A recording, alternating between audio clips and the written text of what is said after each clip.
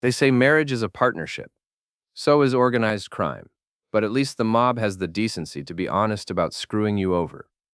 My name is Alan Mercer, and I'm about to tell you how my wife destroyed everything I thought I knew about loyalty, friendship, and human decency. But more importantly, I'm going to tell you exactly how I made her pay for it.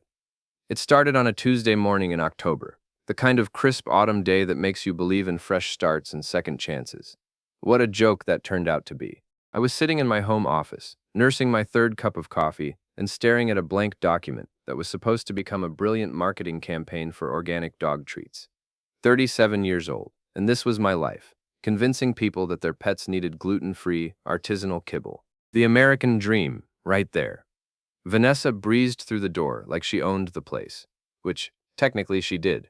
Her name was on the mortgage, too, though she never let me forget who made the bigger salary. My wife of 12 years stood there in her perfectly tailored business suit, checking her phone with that expression she'd perfected. Mild annoyance mixed with barely concealed superiority. "Alan, we need to talk," she said without looking up from her screen. I'd heard those words before. Usually they preceded discussions about my lack of ambition, or my failure to network properly, or my personal favorite, how I was wasting my potential in a dead-end job. "Good morning to you too, sweetheart," I said, not bothering to hide the sarcasm. "Coffee's fresh if you want some." She finally looked at me, those green eyes that had once made my heart skip now cold as January in Chicago. "My brother Rick is moving back to town. He's going to stay with us for a while." I nearly choked on my coffee. Rick Foster, Vanessa's older brother, and the human embodiment of everything wrong with entitled rich kids who never had to work for anything in their lives. The last time I'd seen Rick was at our wedding, where he'd spent the entire reception hitting on my sister and making jokes about how Vanessa was settling for a copywriter. "For how long?" I asked, though I already knew I wasn't going to like the answer. "A few months, maybe longer.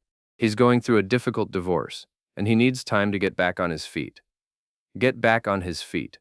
Rick Foster, whose trust fund probably had more zeros than my annual salary, needed to get back on his feet. The same Rick who'd never held a real job in his life, who'd blown through 2 previous marriages and countless business ventures funded by daddy's money. "Vanessa, our guest room is barely big enough for weekend visitors. Where exactly is he going to stay?" She had that look again. The one that said I was being unreasonable for asking basic questions about major decisions affecting our home. "He can use your office. You can work from the kitchen table." Just like that. 12 years of marriage, and she was rearranging our entire living situation without so much as a discussion. My office, where I'd spent countless late nights building my freelance client base, where I kept all my equipment and files, was being handed over to her unemployed brother. "Don't I get a say in this?" I asked. "Of course you do. But Rick is family, Alan. Family comes first." Funny how her definition of family never seemed to include me when it mattered. That afternoon, Rick arrived with 3 suitcases, a golf bag, and an attitude that could power a small city. At 42, he still looked like the college quarterback he'd been 20 years ago. Tall, broad-shouldered, with the kind of easy confidence that comes from never facing real consequences for your actions. "Alan, buddy," he said, slapping me on the back hard enough to rattle my teeth. "Thanks for letting me crash here. I promise I'll try not to cramp your style too much." My style. Right. Because my style of working from home in sweatpants and eating leftover pizza for lunch was really something to protect. "No problem, Rick. Mi casa es su casa." He laughed like I'd said something genuinely funny. "That's what I always liked about you, man. You've got a great sense of humor about things." Within 2 hours, Rick had completely taken over my office. My desk was pushed into a corner, covered with his expensive luggage. My carefully organized filing system was shoved into boxes to make room for his golf clubs. The motivational posters I'd hung up, cheesy as they were, had been replaced with framed photos of Rick on various exotic vacations with various blonde women who definitely weren't his ex-wives. I stood in the doorway, watching him rearrange my space like he was redecorating a hotel room, and felt something cold settle in my stomach. This wasn't temporary. This was a takeover. "Hope you don't mind," Rick said, not sounding like he cared whether I minded or not. "I need space to spread out, you know? I'm working on some big deals, and I need room to think." Big deals. Rick's big deals usually involved other people's money and ended with other people holding the bag. But Vanessa had made it clear that questioning Rick wasn't an option. That evening, we ordered Chinese takeout, Rick's suggestion, naturally, and sat around our dining room table like a happy little family. Rick dominated the conversation, telling elaborate stories about his business ventures and his ex-wife's unreasonable demands in the divorce settlement. The thing about women, Rick said, gesturing with his chopsticks, is they never understand the big picture. They get hung up on details, you know? Like, where did the money go, Rick? And why didn't you tell me about the second mortgage, Rick? They can't see the forest for the trees. Vanessa actually laughed, at her brother's casual dismissal of his ex-wife's concerns about their finances. I wondered if she'd find it equally amusing if I started hiding our money and making major financial decisions without consulting her. Women can be so emotional about money, Vanessa agreed. Sometimes you have to make executive decisions. I nearly choked on my lo mein. This from the woman who'd made me account for every dollar I spent on my business equipment. Exactly, Rick said. Alan gets it, don't you, buddy? Sometimes a man's got to do what a man's got to do. They both looked at me expectantly, waiting for me to join their little mutual admiration society. Instead, I took another bite of noodles and nodded non-committally. I was learning that silence was often the safest response when Rick was holding court. After dinner, I retreated to the kitchen table with my laptop, trying to finish the dog treat campaign while Rick's booming laughter echoed from the living room. He and Vanessa were watching some reality show, making sarcastic comments about the contestants and bonding over their shared sense of superiority. I'd always known Vanessa could be cold, calculating even. It was part of what made her successful in her sales job, but I'd never seen her be cruel for the sake of cruelty. Never seen her enjoy someone else's misfortune quite so openly. Rick was bringing out a side of her I didn't recognize, and I didn't like what I was seeing. Around midnight, I finally gave up on work and headed to bed. Vanessa was already there, scrolling through her phone with that blue light casting shadows across her face. How long is this really going to last? I asked as I got under the covers. I told you, a few months, maybe longer. That's not an answer, Vanessa. That's a non-answer. What's a few months? 3? 6? A year? She sighed like I was being incredibly tedious. Does it matter? He's my brother, Alan. He needs our help. He needs help, or he needs a free place to live while he figures out his next scheme. The temperature in the room seemed to drop 10 degrees. Vanessa set down her phone and turned to face me with that expression I'd learned to dread, the one that said I'd crossed a line I didn't even know existed. Rick is going through a difficult time. His ex-wife took him for everything he had. The least we can do is give him a safe place to land. Everything he had? Vanessa, the man showed up here with 3 suitcases full of designer clothes and golf clubs that probably cost more than my car. He's not exactly destitute. Money isn't everything, Alan. Coming from someone who'd spent our entire marriage reminding me that I didn't make enough of it, that was rich. You're right, I said. But respect is something. And so is having a say in major decisions about our home. Vanessa turned off her bedside lamp without another word. In the darkness, I could feel the weight of her disapproval pressing down on me like a physical thing. I lay there staring at the ceiling, listening to Rick's television murmuring through the walls, and realized that something fundamental had shifted in my marriage. It wasn't just about Rick staying with us. It was about the casual way Vanessa had dismissed my concerns, the easy way she'd prioritized her brother's comfort over our partnership. For 12 years, I'd told myself that marriage was about compromise, about picking your battles and letting the small stuff slide. But this didn't feel small. This felt like the beginning of something much bigger and much worse. I just had no idea how much worse it was going to get. Rick had been living with us for exactly 1 week when I discovered he'd been going through my personal files. I'd come home from a client meeting to find him sitting at my old desk, now his desk apparently, with my tax returns spread out in front of him like he was studying for a final exam. "Hey there, buddy," he said without a trace of embarrassment. "Hope you don't mind. I was looking for some scratch paper and found these in the drawer. Pretty interesting reading. Pretty interesting reading. My tax returns, the documents that detailed every dollar Vanessa and I had earned, saved, and spent over the past 3 years. Those are private, Rick." Hum. He laughed and waved his hand dismissively. "Come on. We're family. No secrets between family, right?" Phew. Wrong. So incredibly wrong that I didn't even know where to start explaining why going through someone's financial documents without permission was a massive violation of privacy and trust. "Yeah, I'd appreciate it if you'd put those back where you found them." Sure, no problem." He gathered up the papers with exaggerated care. I was just curious about how you guys manage your finances. Vanessa mentioned you handle all the bookkeeping. Vanessa had mentioned our financial arrangements to her brother, the same brother who'd just gone through a messy divorce and was probably looking for assets to claim or hide. Perfect. It's pretty straightforward, I said, trying to keep my voice level. We pool our income, pay our bills, save what we can. Smart approach. Very conservative. The way he said conservative made it sound like a character flaw. I've always been more of a risk taker myself. You've got to spend money to make money, you know? I knew Rick's approach to spending money to make money.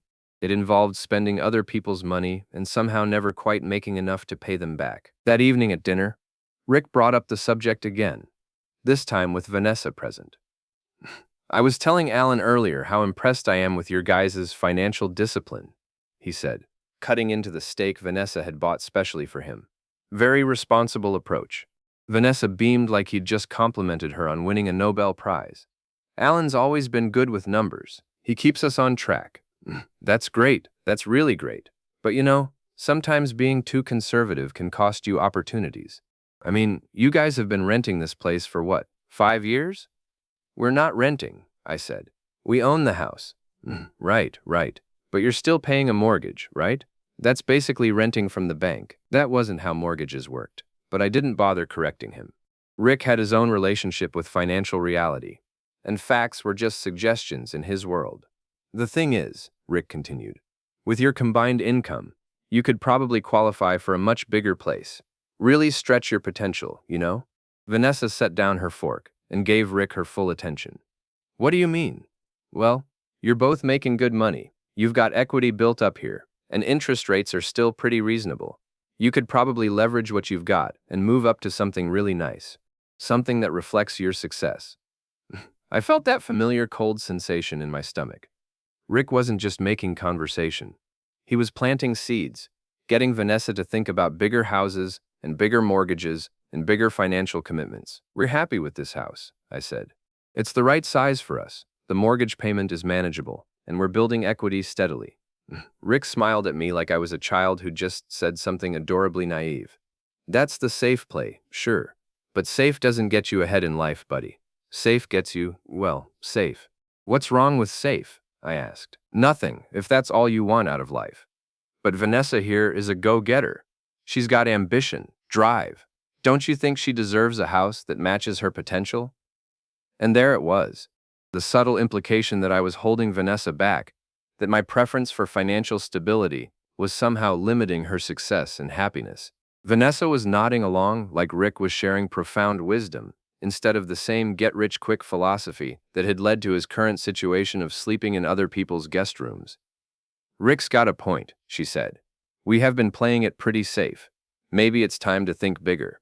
After dinner, I found myself doing dishes, while Rick and Vanessa continued their conversation in the living room. I could hear fragments of their discussion. Words like investment opportunity and maximizing potential and taking the next step. By the time I finished cleaning up, they'd moved on to looking at real estate websites on Vanessa's laptop, scrolling through houses that cost twice what ours was worth.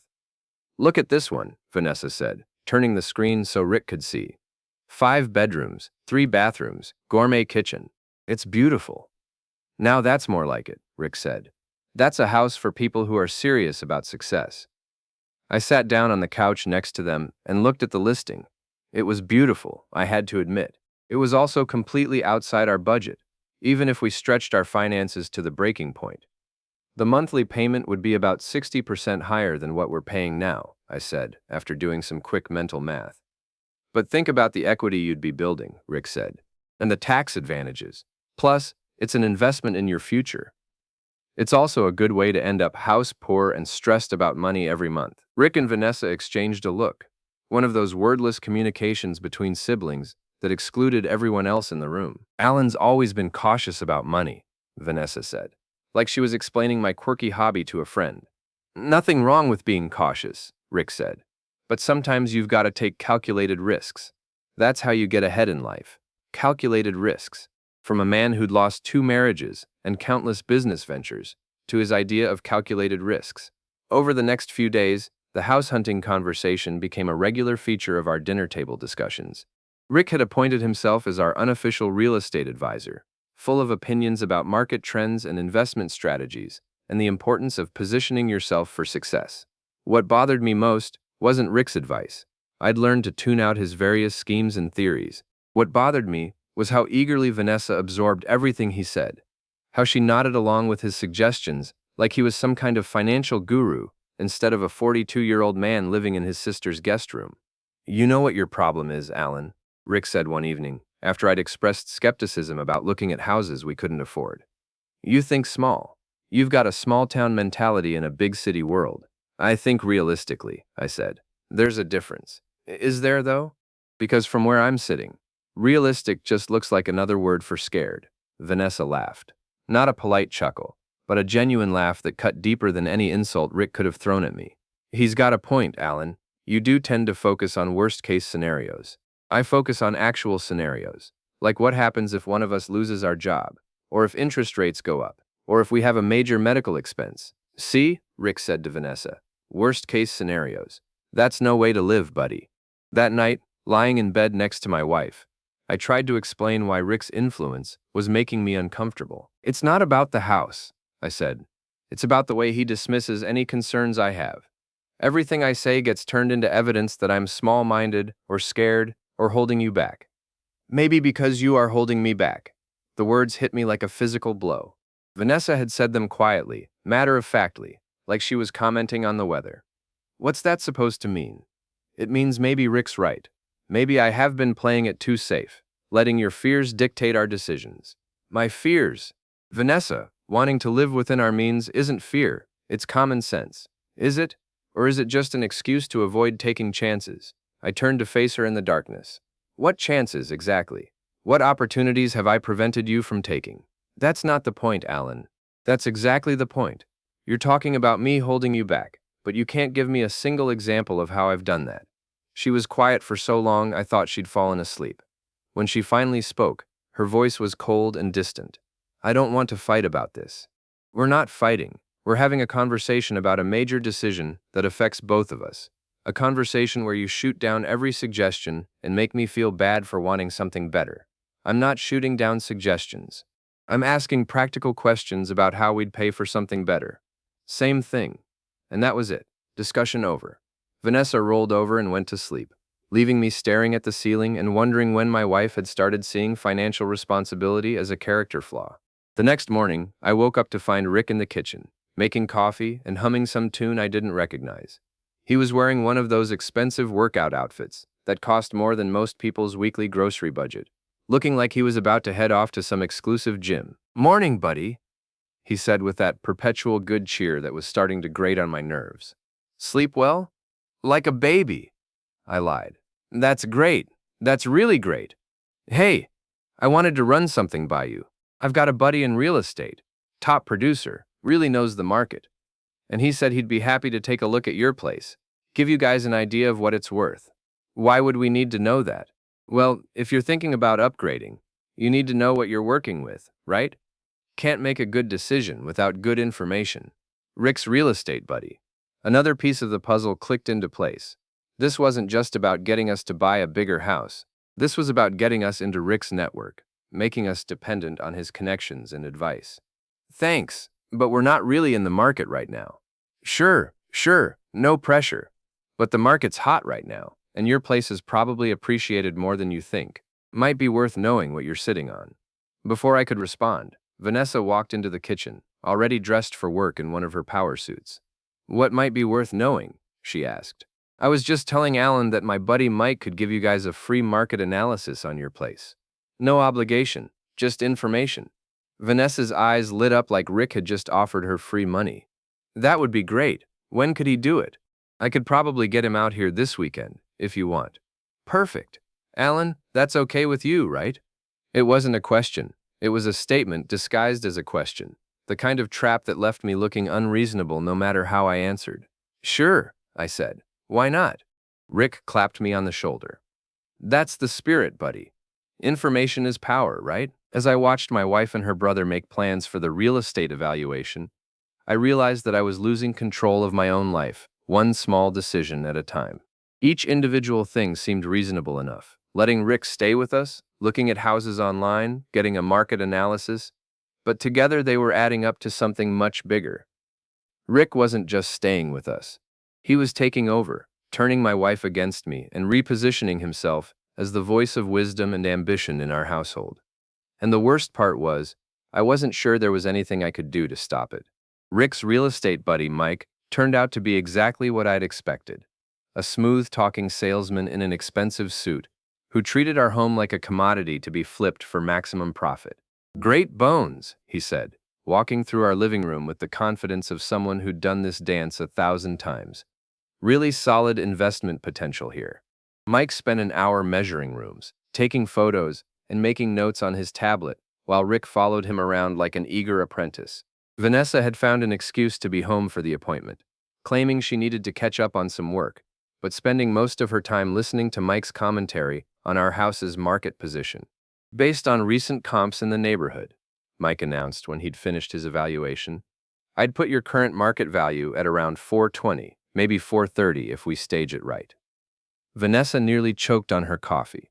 "Really? We bought it for 285 years ago." "That's the beauty of this market," Mike said. "You guys have been sitting on a gold mine without even knowing it." A gold mine. Our modest 3-bedroom house with the leaky bathroom faucet and the basement that flooded every spring was apparently a gold mine. "Of course, the smart play would be to leverage that equity," Mike continued. "Roll it into something with even better appreciation potential." And there it was, the sales pitch I'd been expecting since the moment Rick suggested getting the evaluation. "What did you have in mind?" Vanessa asked. Mike pulled out his tablet and showed us a listing for a house in one of the newer developments across town. 5 bedrooms, 4 bathrooms, 3-car garage, and a price tag that made my palms sweat. "This just came on the market yesterday," Mike said.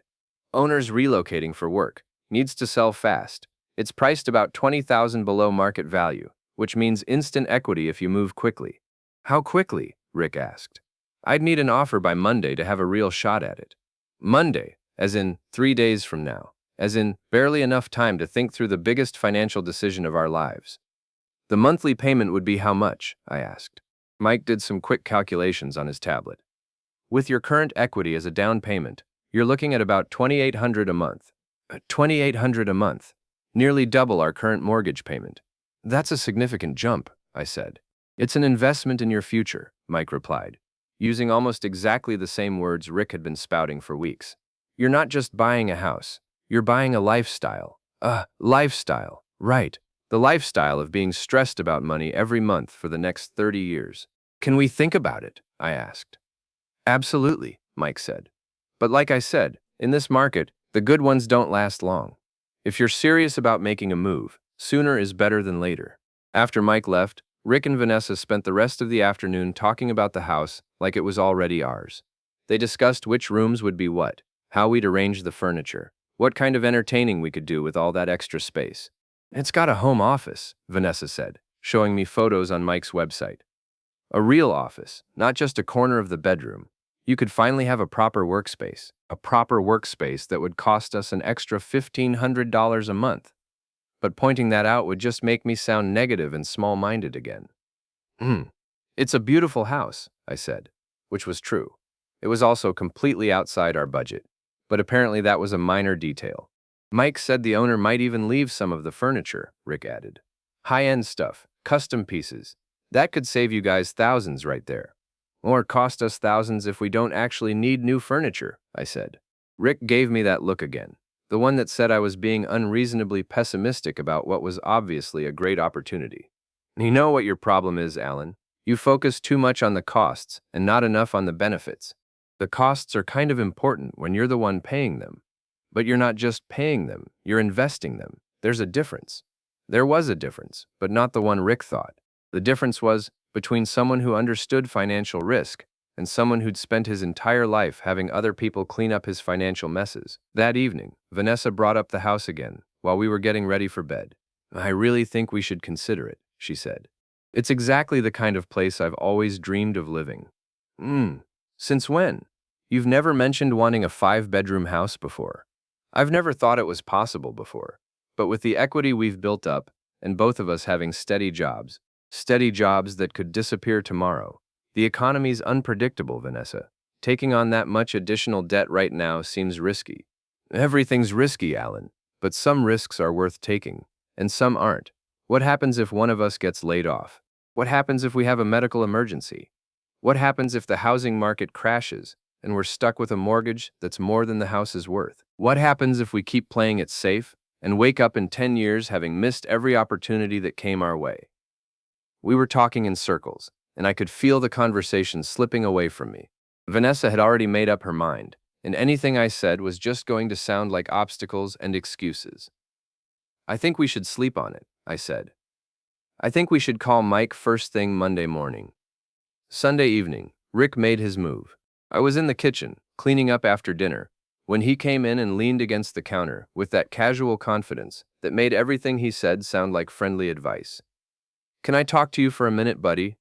"Sure, what's up?" "I wanted to thank you for letting me stay here. I know it's been an adjustment, and I appreciate you being flexible." This was new. Rick expressing gratitude and acknowledging that his presence might be an inconvenience. "No problem," I said, wondering where this was going. "The thing is, I can see that Vanessa's really excited about this house, and I think it could be a great move for you guys. It's a big decision." "Absolutely. That's why I wanted to offer to help." "Help?" Rick wanted to help with our mortgage payments. This should be interesting. "What kind of help?" "Well, I'm going to be staying here for a while anyway, right? And that new place has plenty of room. I could contribute to the mortgage, help you guys make the payments more manageable." There it was, Rick's real agenda, laid out like a business proposal. He didn't just want to influence our housing decision, he wanted to become a permanent part of it. "How much are we talking about?" I asked. "I was thinking maybe $800 a month. That would bring your payment down to an even $2,000, which is totally reasonable for a place like that." $800 a month from Rick, whose current contribution to our household expenses was exactly zero. Rick, who'd been getting back on his feet for 3 weeks without showing any signs of actually looking for work. "That's generous," I said carefully. "But where would the money come from? I've got some investments coming due, some deals in the pipeline. Money's not going to be a problem." Deals in the pipeline. Rick's favorite phrase for explaining income that didn't actually exist yet. "What if the deals don't work out?" Rick laughed and clapped me on the shoulder. "That's what I love about you, Alan. Always thinking about the downside. But sometimes you've got to have a little faith, you know?" Faith. Rick wanted me to take on a mortgage payment I couldn't afford based on his faith that his mysterious deals would generate enough income to help us pay for it. "I appreciate the offer," I said. "But I think Vanessa and I need to make this decision on our own." Of course, of course. I'm just saying the option's there if you want it. Think of me as backup support."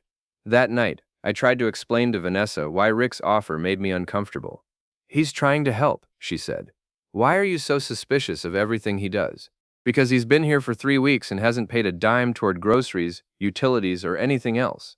Now suddenly he's offering to help with a mortgage payment that's twice what we're paying now?" Maybe he was waiting for the right opportunity to contribute. Or maybe he's trying to lock himself into a permanent living situation by making us financially dependent on him. Vanessa was quiet for a moment, and I thought maybe I'd gotten through to her. Then she spoke, and her voice was colder than I'd ever heard it. "You know what I think, Alan? I think you're jealous."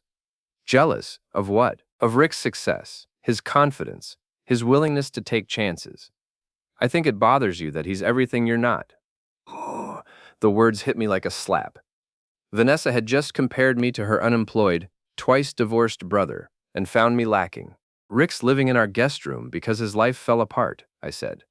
"What exactly am I supposed to be jealous of?" "Oh, his attitude, his optimism, his refusal to let fear control his decisions." "His what?"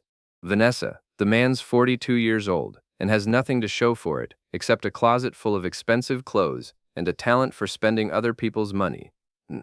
At least he's not afraid to dream big. And I am? You tell me."